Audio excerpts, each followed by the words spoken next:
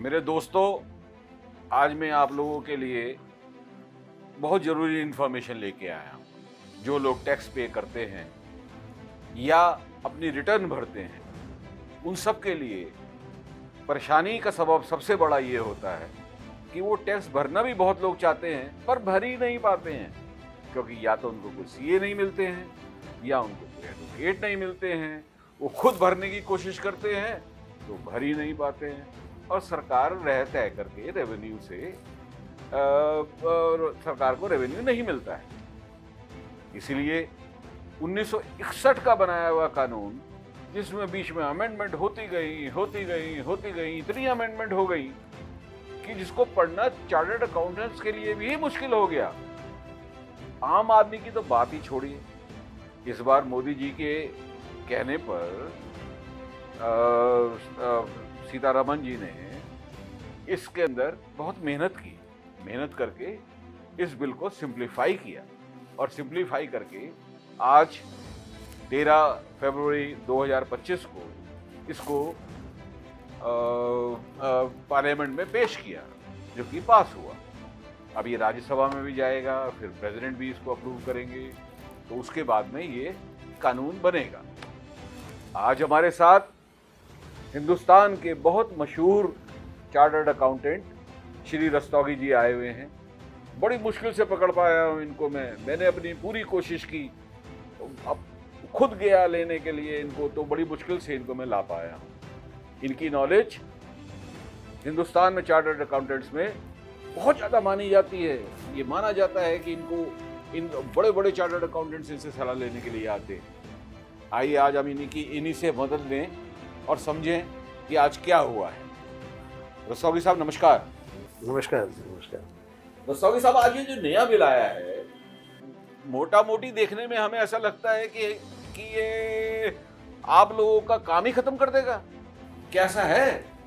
नहीं नहीं, ऐसा बिल्कुल नहीं है। काम खत्म करना इसका उद्देश्य नहीं है। इसका उद्देश्य है कि बिल को इतना सरल बनाया जाए, टैक्स को, जो पूरा एक्ट 1961 का बना हुआ है उसमें जैसा कि आपने बताया कि अमेंडमेंट बहुत बार हो चुका है, हर साल होता है, और हर साल जो है इसमें सेक्शन, सब सेक्शन और क्लॉजेज आती हैं, उनका क्लैरिफिकेशन आता है, नोटिफिकेशन आते हैं।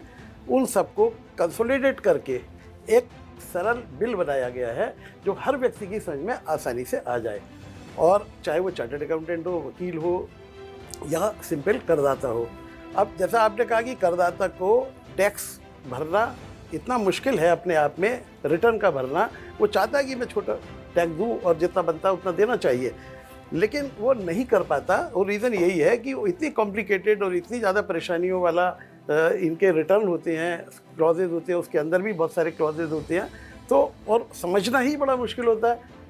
इसमें सबसे बड़ी बात, अगर आप देखेंगे किसी भी एक्ट को पढ़ के, तो इसमें काफ़ी सेक्शन में लिखा हुआ है notwithstanding anything contained in any other section. जी। इट्स मीन्स कि you have to read and you have to understand all the section simultaneously, then you can take a decision on this section. अगर sir मैं इतना पढ़ पाता तो मैं chartered accountant ही बन जाता। नहीं, बात चार्टर्ड अकाउंटेंट बनने या ना बनने की नहीं है, लेकिन बात इस बात की है कि क्या ये शुरू से इतना टफ एंड डिफिकल्ट था या अब हुआ है। तो चूंकि किसी भी चीज़ में आप बार बार उसे अमेंड करोगे तो वो जो है और मुश्किल होता चला जाएगा। इसलिए ये करीब कोई 64 ईयर्स ओल्ड एक्ट को जी कोशिश करी है सरकार ने। निर्मला सीतारमन जी हमारी फाइनेंस मिनिस्टर, उन्होंने बहुत अच्छी मेहनत करके कोशिश करके किया है, और मोदी जी के संरक्षण में ये बहुत पहले से वो ये चाहते थे ये टैक्स इतना सिंपल हो कि आम आदमी भी इसको रिटर्न भर सके। अब वो आया है और ये ऐसा लगता है कि इससे बहुत सिंपल हुआ है। इसकी क्लासेस देखते हैं सर, बहुत सारी बातें ऐसी हुई हैं, जैसे कि हमारा CRPC था, उसको भी बदला गया है, उसमें भी चेंजेस लाए गए हैं, पर वो चेंजेस से सिर्फ इतना ही, मैं जहाँ तक मैंने देखा है, जहाँ तक मुझे समझ है, उसमें सिर्फ यही हुआ कि इस सेक्शन का नंबर ये कर दिया, इस सेक्शन का नंबर ये कर दिया, और उठा करके कोई चेंजेस तो आए ही नहीं। कानून तो वही का वही रहा। CRPC नहीं, कानून भी वही रहेगा, सज़ा भी वही रहेगी, लेकिन उसको पढ़ना आसान हो गया है, ये बात है उसमें। अगर मैं कंपनीज एक्ट 2013 की बात करूं तो उसमें बहुत सारे अमेंडमेंट किए गए थे, लेकिन वो सारे के सारे अमेंडमेंट कोई ज़रूरी नहीं थे कि सही डायरेक्शन में थे। उसमें प्राइवेट लिमिटेड कंपनीज़ को और लिमिटेड कंपनीज़ को बहुत ज़्यादा प्रॉब्लम रही थी। फिर सरकार ने दोबारा जब उन प्रॉब्लम को समझा और ठीक किया गया उसको। लेकिन मुझे लगता है कि जो हमारा ये टैक्स बिल है जो आज आया है और पास हुआ है, ये रियल सेंस में सरल और सहज है। इसको आदमी पढ़ करके, आम आदमी पढ़ करके समझ सकता है और इससे करदाताओं की संख्या भी बढ़ेगी। ये तो बड़ी अच्छी बात है सर। पर एक बात बताएं सर मुझे आप कि क्या इस बिल का टैक्स की दरों से कोई वास्ता है? नहीं, टैक्स की दरों से इस वाले बिल में कोई वास्ता नहीं रखा है। टैक्स की दर बजट में ऑलरेडी डिक्लेयर कर दी गई है। जी। वो उसमें कोई चेंज नहीं है इसमें। तो सर पुराने वाले टैक्स रिजिम में और नए वाले इस सिस्टम में क्या फर्क आएगा? नहीं, टैक्स रिजीम पुराना और नया तो 3 साल पहले शुरू हो चुका था, 4 साल पहले। जी हाँ। लेकिन उसमें चूंकि पुरानी गवर्नमेंट चाहती है कि नए टैक्स रिजीम में ज़्यादा से ज़्यादा लोग आएँ और उसमें सुविधाएं भी हैं, फैसिलिटीज़ भी हैं और कम टैक्स रेट है। लेकिन चूंकि कुछ लोगों ने कुछ इन्वेस्टमेंट पहले किए हुए हैं, जैसे कि प्रोविडेंट फंड में है, इंश्योरेंस में है और जगह पर है, रेंट का है या इसके अलावा इंटरेस्ट का है, हाउसिंग लोन का। तो अगर हम कैलकुलेट करें दोनों तरीके से तो जिसमें कम टैक्स बनता है उसमें ऑप्शन है उस एसएससी को जाने के लिए। ये भी एक अच्छा कदम है गवर्नमेंट का। अगर आपको पहले में जाइएगा, अगर नए रिजीम में पसंद है तो नए रिजीम में जाइएगा, नया रिजीम आपको टैक्स कम देता है।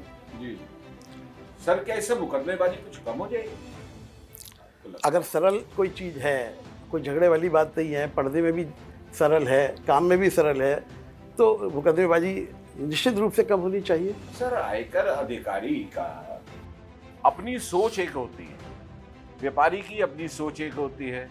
व्यापारी अपने तरीके से एक कानून को पढ़ता है, आयकर अधिकारी उसको अपने तरह से पढ़ता है। आयकर अधिकारी का पर्पस है ज़्यादा से ज़्यादा वसूली करना, व्यापारी का मतलब है कम से कम टैक्स देना। तो ये क्या दोनों बातों को मिलाकर के इस बिल में कुछ मदद होगी?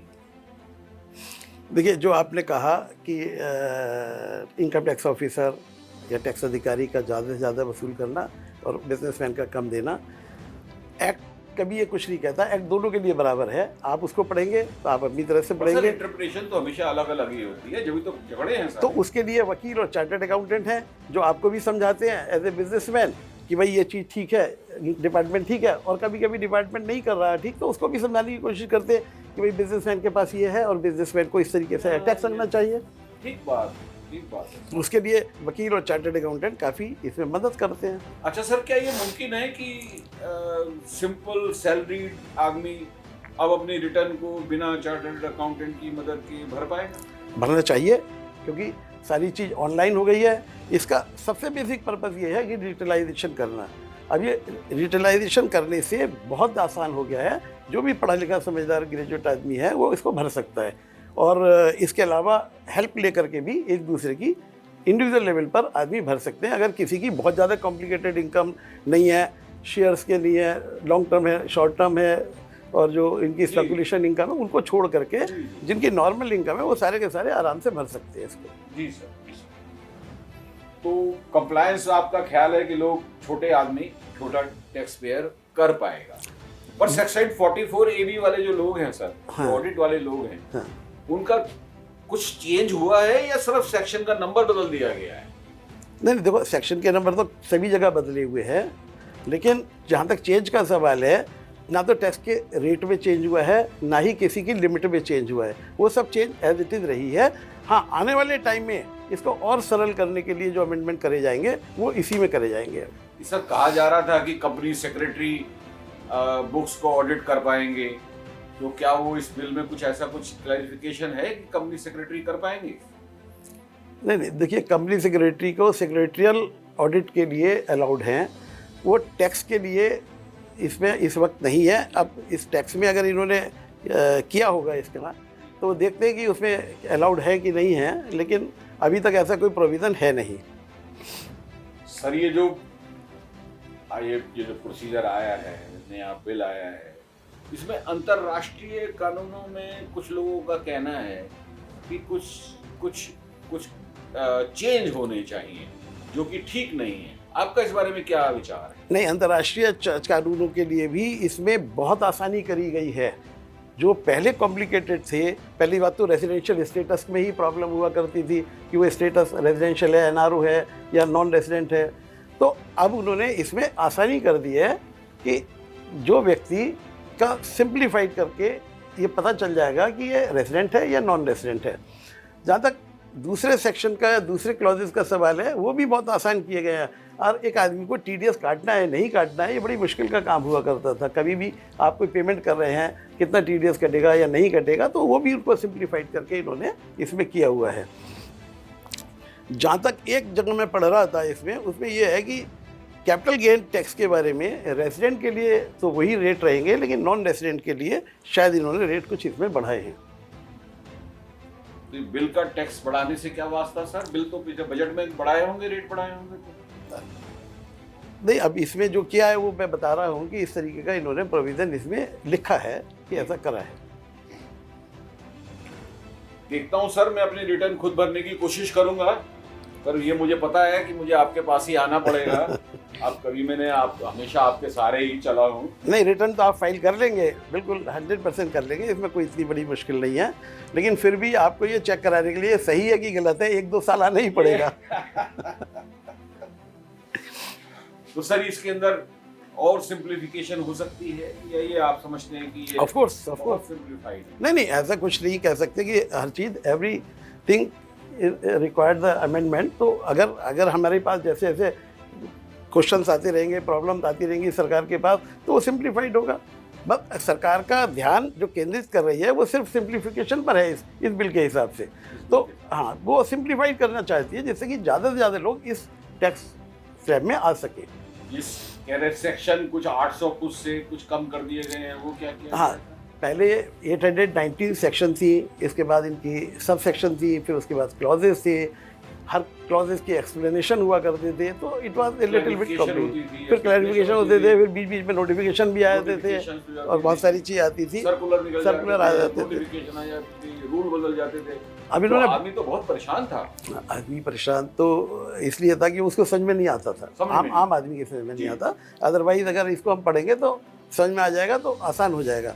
लेकिन उन सब सेक्शन को कम करके 819 को 536 सेक्शन कर दी हैं और उसके सब सेक्शन बनाई हुई हैं, लेकिन एक्सप्लेनेशन और उसको सब इंक्लूड करके इसमें। रस्तोगी जी, आपका बहुत बहुत शुक्रिया। आप हमारे यहाँ आए, आपने हमारी मदद की, हमारे दर्शकों की मदद की। दर्शक आपकी जानकारी से पा करके बहुत मदद पाएंगे। दर्शकों धन्यवाद। रस्तोगी साहब का जो कहना है ये आप लोगों के लिए आई ओपनिंग है।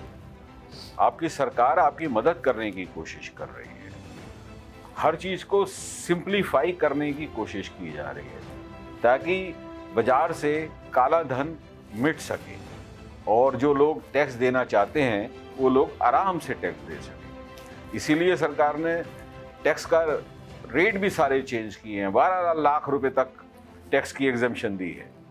आप सभी लोगों से रिक्वेस्ट है कि टैक्स दें, देश की मदद करें, सरकार को के हाथ मजबूत करें। और इस बिल के बारे में कोई अगर जानकारी चाहिए तो आप नीचे कमेंट में लिख सकते हैं। मैं रस्तोगी साहब से पूछ के आपको इन सब का जवाब दूंगा। आपका बहुत बहुत धन्यवाद हमारे साथ जुड़ने के लिए। टीवी 100 फाइनेंस आपका धन्यवाद करता है। आपको मैं लगातार हर इम्पोर्टेंट